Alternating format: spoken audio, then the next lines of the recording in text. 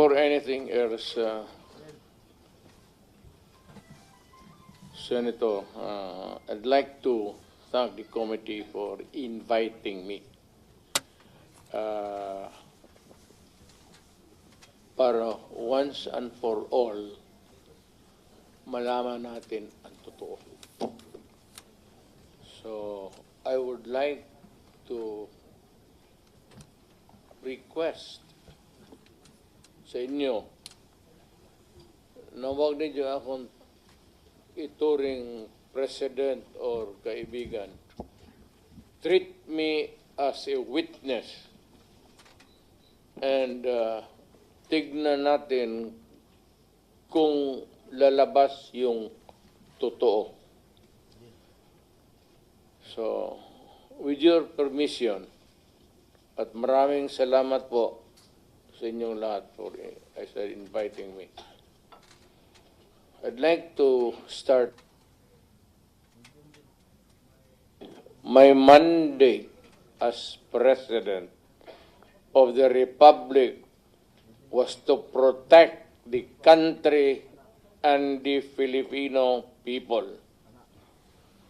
Do not question my policies because I offer no apologies, no excuses. I did what I had to do. And whether you believe it or not, I did it for my country. The war on illegal drugs is not about killing people. It is about protecting the innocent and the defenseless.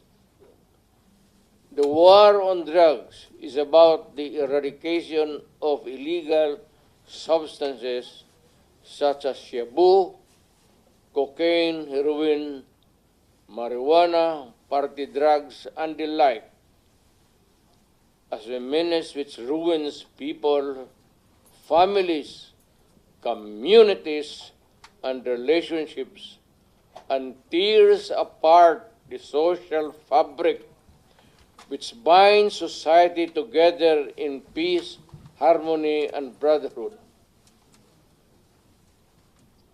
It is not unlike slogans which serve as calls for a better future, such as the war on waste, war on corruption, and war against climate change. I have always viewed people addicted to illegal drugs as victims and patients requiring medical help and not as criminals. That is why when the war on drugs slogan came into being, coined as first as a message to the people of Davao City to stay away from illegal drugs, but at the same time, I had a drug rehabilitation facility constructed in Davao City, a city government expense, manned by Davao City government doctors, psychiatrists, nurses, and health workers, among others, to look after the complete rehabilitation of those addicted to illegal drugs. I believe then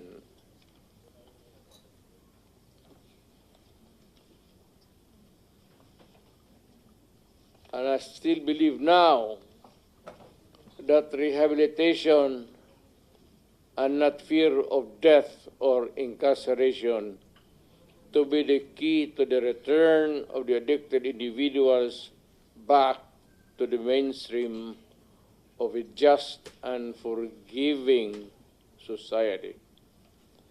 But no mistake about it, I hate drugs. I loathe the purveyors, the merchants, and the pushers of this demonizing element. I have not failed to emphasize this from the very day of the campaign when I ran for the presidency in 2016. This was my covenant with the Filipinos who believed in me. And to this day, must still agree with what in government have achieved. It is unfortunate that drug-related crimes are on the rise again. Every day you can read about children being raped, people getting killed and robbed. And just recently, a drug den was raided within the Malacanang complex. This clearly manifests that the purveyors of this menace are back in business.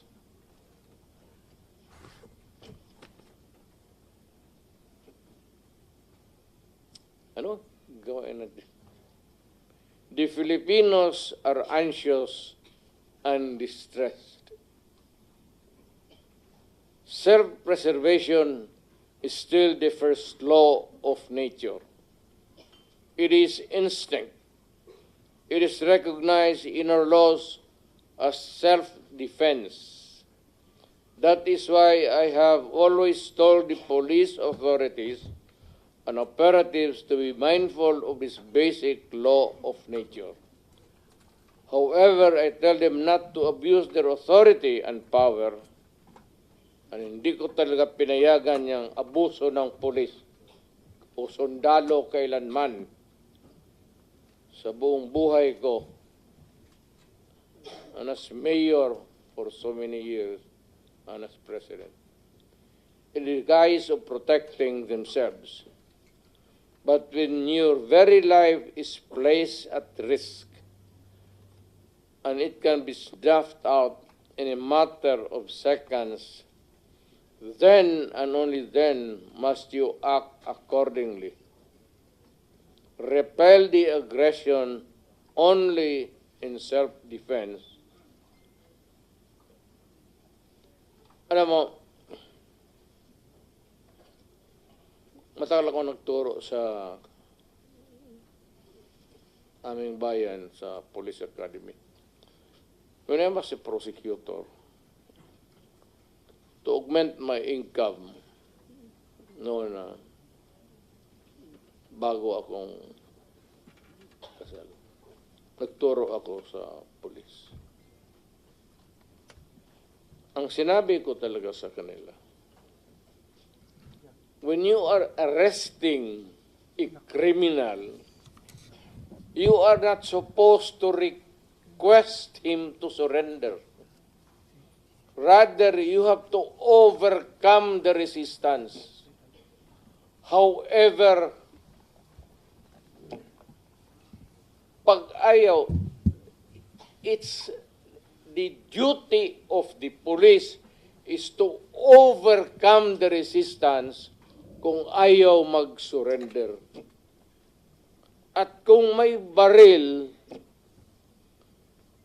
at kung tingin mo, sabi ko sa mga polis doon sa academy, mamamatay ka,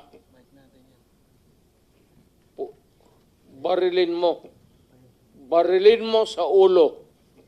Patayin mo at least one less criminal in the community. Yun ang utos ko when I was a fiscal and I was a professor doon sa Police Academy. Yun ang turo ko sa kanila. No quarters given, no quarters asked. Criminal ito.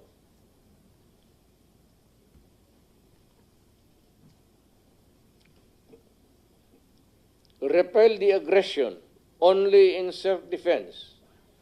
Do not make orphans of your children and widows of your wives.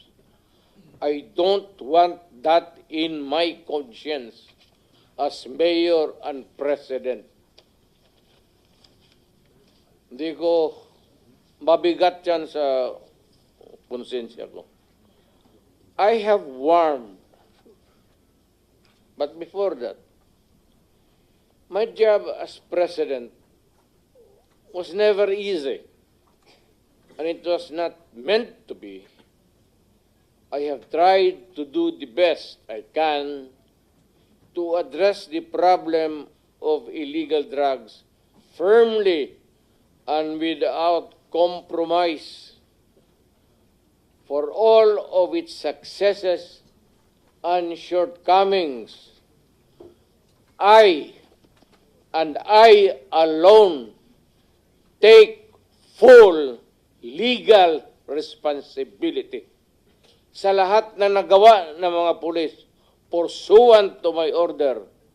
Ako ang managot at ako ang makulong, huwag yung pulis na sumunod sa order ko. Kawawa naman, nagtatrabaho lang. Yun ang gusto kong sabihin sa Pilipino at mabutit niyaya ninyo ako dito. Once and for all, yan ang gusto kong sabihin sa tao.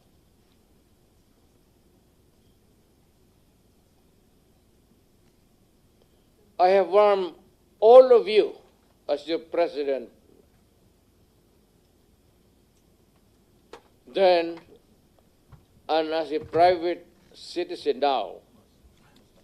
Drugs will destroy the Filipino.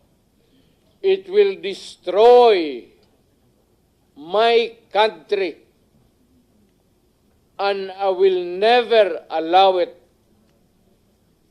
Baski ako empleyado sa gobyerno o private citizen, I will do what is necessary to protect my country, my community, at yung mga anak natin. This is a matter of principle. At papagkamatayan ko yan. Maraming salamat.